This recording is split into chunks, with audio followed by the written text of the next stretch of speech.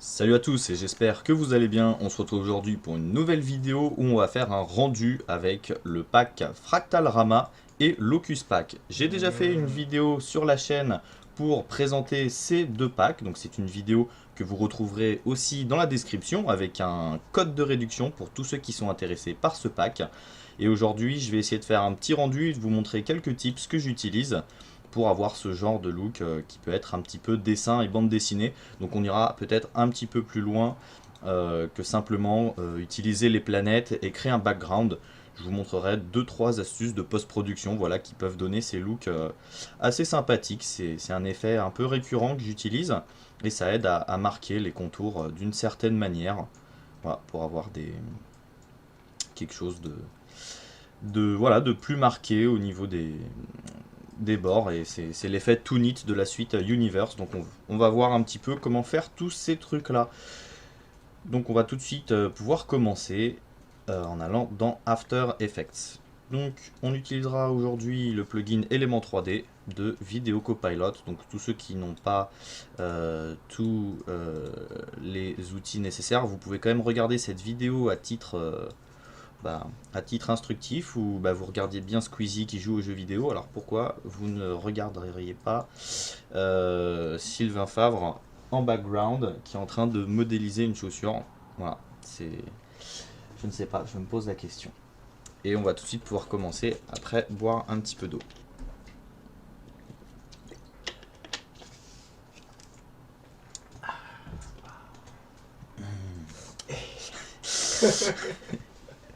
Donc on va se passer en 16 bits en maintenant Alt et en cliquant dans le coin.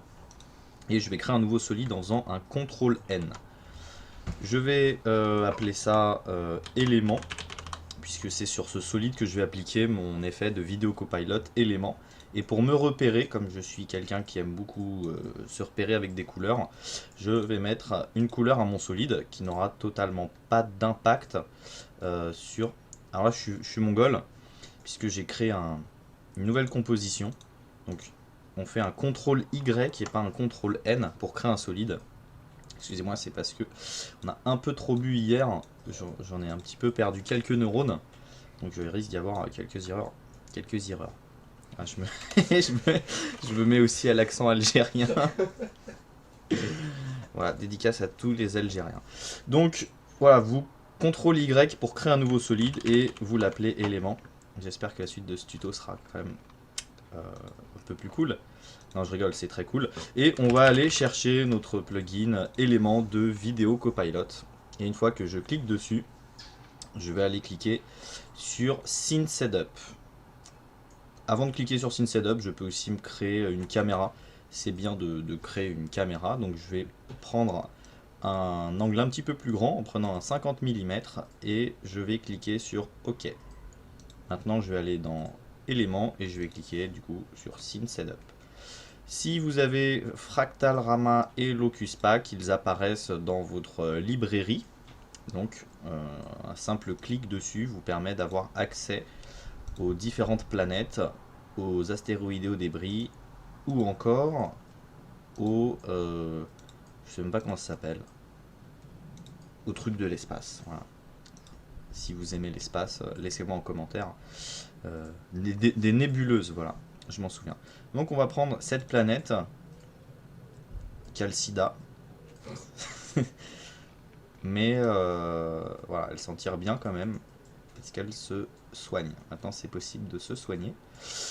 Et on voit qu'elle a quand même une grosse taille. Donc on va réduire un petit peu sa taille en allant dans les paramètres de scale. Et on peut lui donner une taille de 50. Voilà. Il y a la possibilité de changer les textures. C'est prévu dans le pack. Vous allez sur Diffuse et en cliquant sur Diffuse, vous allez pouvoir retrouver directement des maps qui ont été créées par le créateur. Voilà, il y a plusieurs couleurs et vous pouvez très bien reprendre ces maps et les balancer vous-même dans Photoshop et changer la couleur. Donc ici, voilà, pour vous montrer que le pack ne vient pas tout seul, juste avec une simple couleur. On va prendre une couleur bleue et là je clique sur OK. Alors comme on peut le voir, il y a aussi un petit problème de couleur. Je sais pas pourquoi. Parce que c'est un tuto et qu'il y a Sylvain dans le coin. Putain, mon PC vient de planter en plus. Voilà, ça c'est... C'est ouf mec, tu veux pas arrêter de... de porter malchance comme ça. Putain.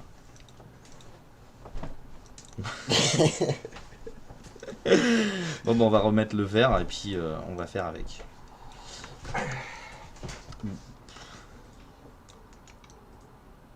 Donc, une fois qu'on a notre planète, on va pouvoir ajouter quelques nébuleuses en cliquant par exemple sur le Plane 5 et en choisissant un peu comment est-ce que notre nébuleuse va être orientée.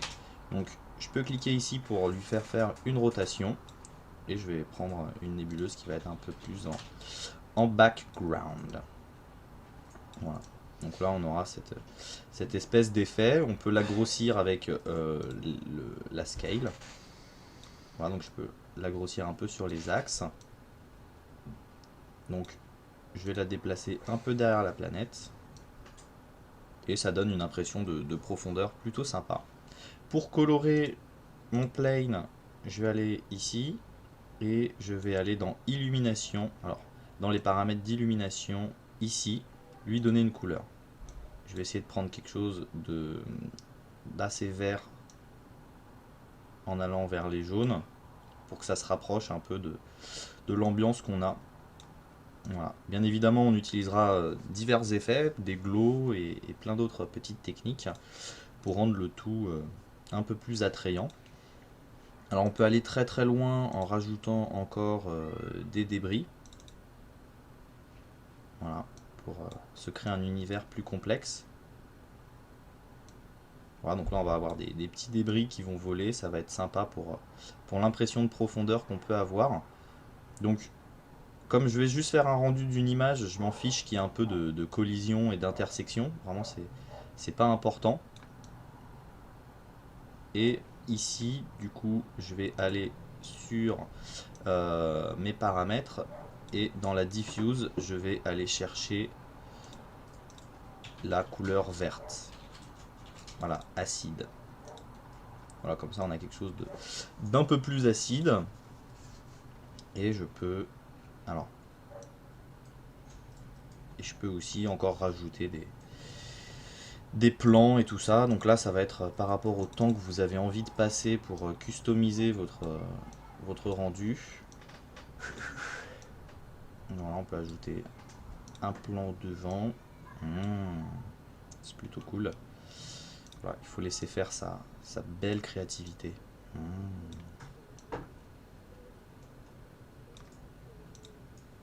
peut réduire la taille.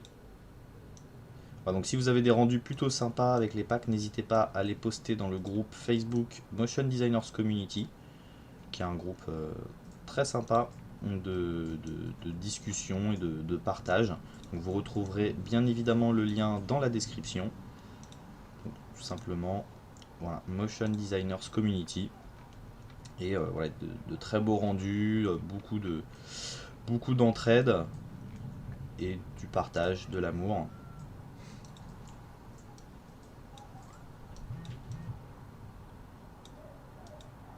Hop. Voilà, on a un côté un peu plus acide. Et... Oh. Et vous là. Voilà. Et je vais cropper un peu ma composition à environ 5 secondes. Puisque je n'utiliserai pas toute ma timeline pour mon rendu. Donc là, ma planète n'apparaît pas. Parce que Sylvain est dans le coin. Chez vous, normalement, ça doit apparaître. Voilà, ça apparaît. Voilà, il y a ce genre de petit use bug. Donc on essaye de retrouver l'angle qu'on avait dans Element 3D. Là, je vais grossir un peu. Voilà, jusqu'à avoir ce rendu plutôt cool. On va changer aussi l'illumination de la planète, puisque là, elle est illuminée de toutes parts. Ce n'est pas très photoréaliste. Voilà, si vous êtes photographe, vous avez sûrement remarqué ça avant moi. Et, et dans environnement, je vais aller chercher des environnements pour essayer de donner une couleur un peu différente à tous mes objets. Donc comme vous pouvez le voir, le placement est uniquement fait dans le but de créer une image et absolument pas de produire une vidéo.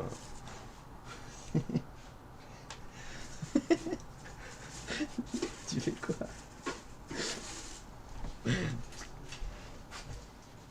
Ouais, je suis un peu déconcentré.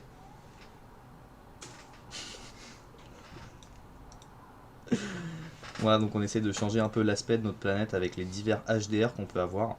Le backlight 4K 0.8 semble pas mal, puisqu'il laisse un côté assez dark à la planète. Voilà. Donc, on a quelque chose de sympatoche comme tout. Je vais juste rechanger un peu la couleur de l'illumination pour retourner vers quelque chose d'un peu plus jaune. Et au niveau de mon angle, voilà, j'essaye de me placer. Et je vais ajouter, on ajoutera après un petit peu de profondeur de champ. Donc maintenant, je vais me concentrer sur mes paramètres de rendu d'éléments 3D en allant dans Render Settings. Ici, je vais aller dans Ambient Occlusion, activer l'occlusion ambiante. Donc ça fait très peu de changements, mais dans les zones un peu plus sombres, ça va nous ajouter des petites ombres sympathiques. Et je vais aller dans Glow. Et en cliquant sur Enable Glow, on va avoir des paramètres d'illumination qui vont se créer sur tous les canaux. Voilà, donc soit d'illumination, soit de luminance. Donc on peut choisir celui qui nous convient le mieux. Illumination, c'est pas mal. On peut choisir une teinte. Donc je vais prendre quelque chose d'un peu vert bionique, puisque vous aimez bien les... Pareil que ça vend les mythos comme ça, comme le café profond. Voilà, vert bionique. Comme ça, vous avez un niveau de satisfaction plus élevé lors de votre visionnage du tuto. Vous dites que le gars, waouh, c'est un artiste. On peut augmenter un peu l'intensité. On rajoutera de toute façon après un flair. Voilà. Et on va aller dans les outputs.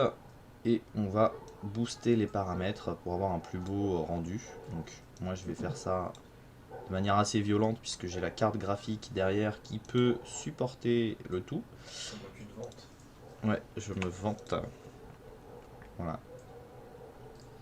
Et on peut utiliser aussi le multipass mixer pour contrôler un peu comment va réagir notre planète. Donc ça c'est très très bien le multipass mixer. Ça nous permet par exemple de supprimer des zones de spécularité, contrôler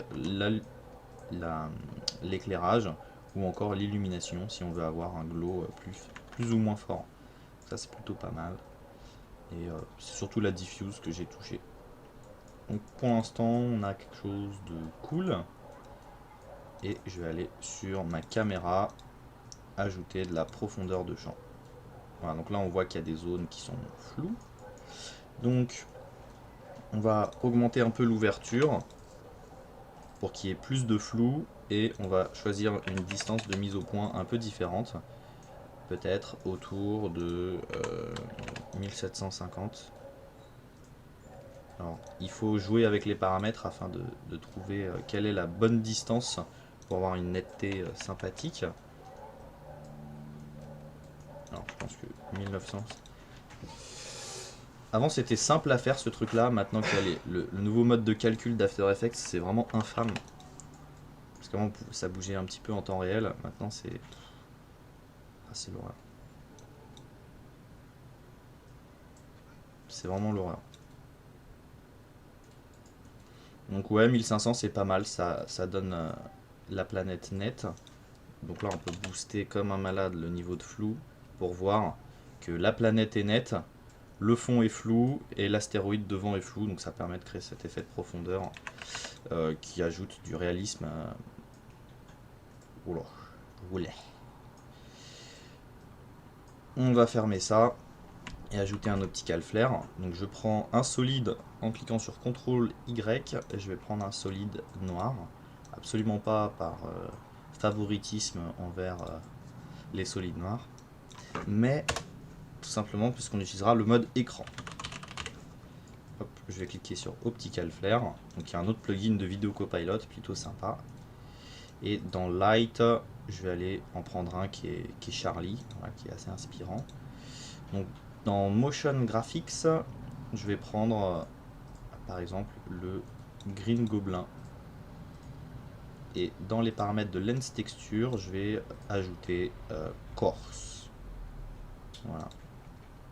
Maintenant, je passe en cliquant sur Option Mode en mode écran. Et je peux placer cette lumière. Je peux ajuster la lumière. Réduire sa taille. Voilà, donc là, on a un petit point de luminance plus sympa au niveau de notre trou radioactif. Je vais dupliquer mes optical flares et en ajouter un autre sur les côtés. Donc généralement j'utilise toujours le même qui est le beam. Je vais le teinter en vert. Alors je vais pas le teinter ici, je le teinterai après. Et je vais rajouter une texture par exemple dirty. Voilà, et donc là je le mets sur le tech avec des paramètres à 100. Voilà, juste pour avoir cette saturation bleue sur le côté et ce petit trait. Voilà, et ça permet d'ajouter ça. Je vais fermer un peu l'ouverture, je vais la mettre à 25. Et je vais augmenter le niveau de flou. Ce qui permet d'avoir la planète un petit peu plus nette quand même. Hop. Au niveau du fond, vous pouvez ajouter des éléments galactiques trouvés sur Google ou les créer vous-même. Donc, moi je vais rajouter une image. Je vais essayer de rajouter une image peut-être de nébuleuse ou quelque chose comme ça qui peut donner un petit fond cool. Par exemple ça peut être sympa. Donc je vous invite bien sûr à prendre l'image de votre choix pour avoir une création originale et de ne pas suivre en mode A à Z le tutoriel. C'est gentil. C'est très gentil. Voilà, donc on met l'image en 3D, on essaye de trouver un angle sympa, un angle qui vous ne fera pas un enfant dans le dos. Voilà. Et après on peut se permettre peut-être de jouer avec l'opacité, parce qu'on voit plus trop la nébuleuse. J'en sais rien. On va plutôt jouer avec des effets de correction colorimétrique. Donc je vais ajouter des courbes et on va noircir un peu le fond pour essayer de faire matcher tout simplement à l'univers. Donc là voilà, j'assombris beaucoup pour que ça soit beaucoup plus en relation avec ce qu'on est en train de regarder. Je vais baisser les hauts blancs.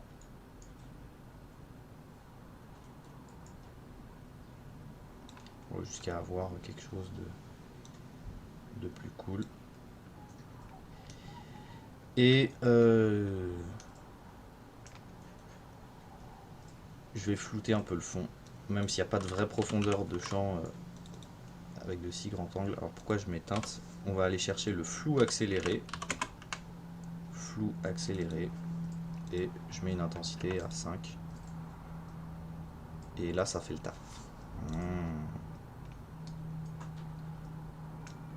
Maintenant, on va pouvoir ajouter une correction colorimétrique globale avec le plugin Magic Bullet Lux. Vous pouvez la faire vous-même, mais Lux c'est plutôt pas mal si vous voulez produire une image rapidement, puisque ça permet, grâce à l'utilisation de presets, de trouver des choses toutes faites plutôt sympatoches, plutôt jazz. Donc là on regarde un petit peu les différents filtres qu'on peut trouver et qui peuvent donner une ambiance cool à notre image. Donc là encore une fois c'est votre choix. Si vous avez fait une école d'art, peut-être que vous allez prendre les filtres les plus bizarres.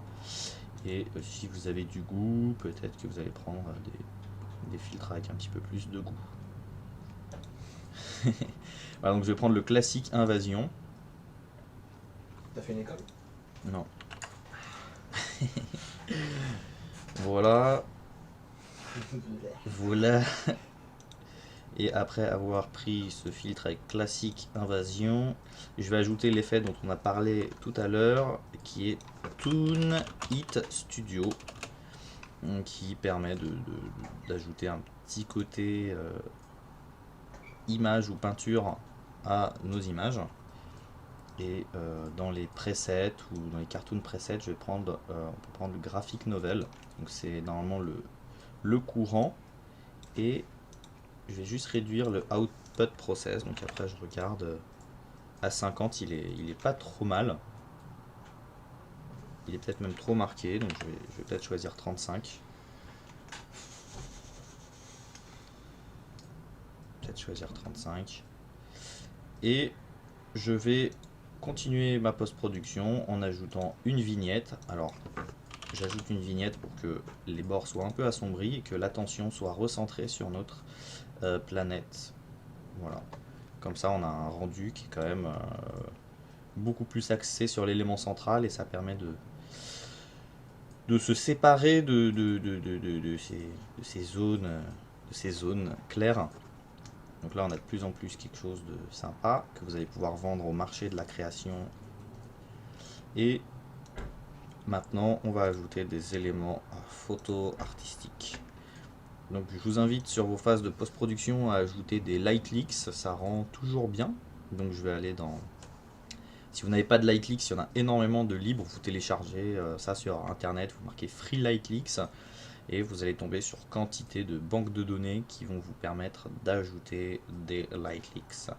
Donc je vais aller dans mes paramètres, je vais chercher des light leaks et je vais en ajouter un. Voilà, je vais... Tac. Voilà. Alors je l'ajoute par-dessus. Vous voyez pourquoi j'ai laissé un petit peu de longueur, c'est comme j'incruste des vidéos. Il faut que j'ai plus d'espace. Donc là je regarde. Hop. Hop. Et là je vais cliquer sur mode écran.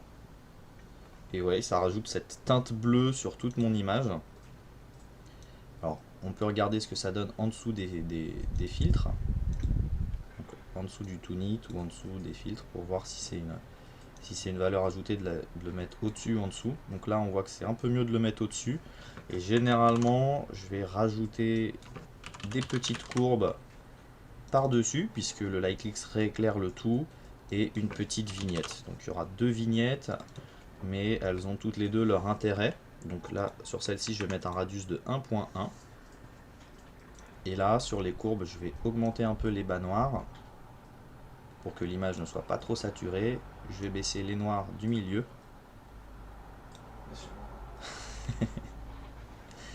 Et baisser un tout petit peu les hauts blancs. Alors je regarde si ça améliore un peu mon image.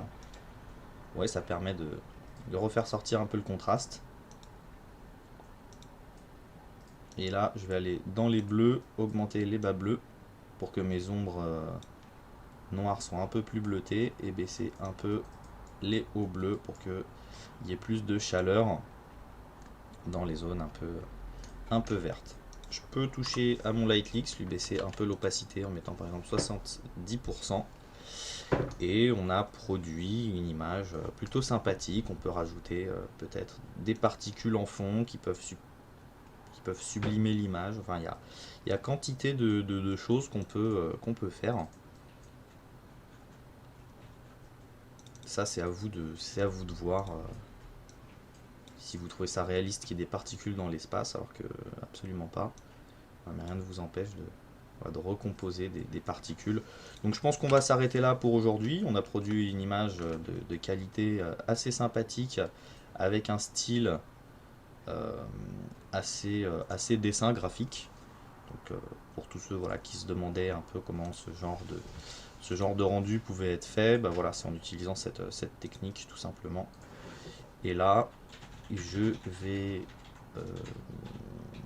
enregistrer l'image et puis je pense qu'on a fini le tutoriel. J'espère que ça vous a plu, que vous allez vous abonner si ce n'est pas fait, que vous allez vous convertir à la future religion qu'on va créer.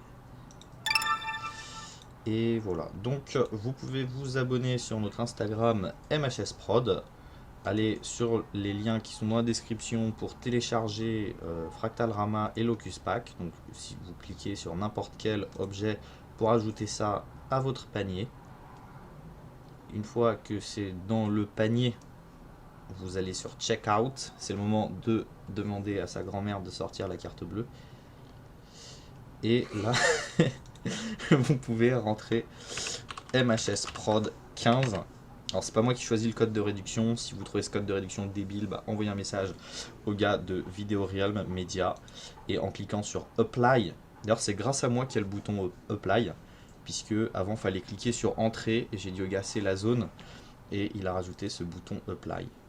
Et vous avez voilà, plus de 10 $ de réduction pour un produit que j'ai présenté dans l'autre vidéo. Donc c'est quali.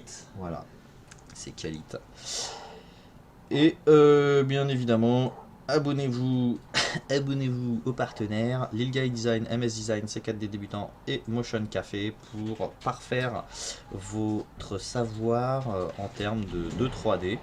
Et tous ceux qui sont intéressés voilà, pour le Fractal Rama et Locus Pack, allez voir cette vidéo.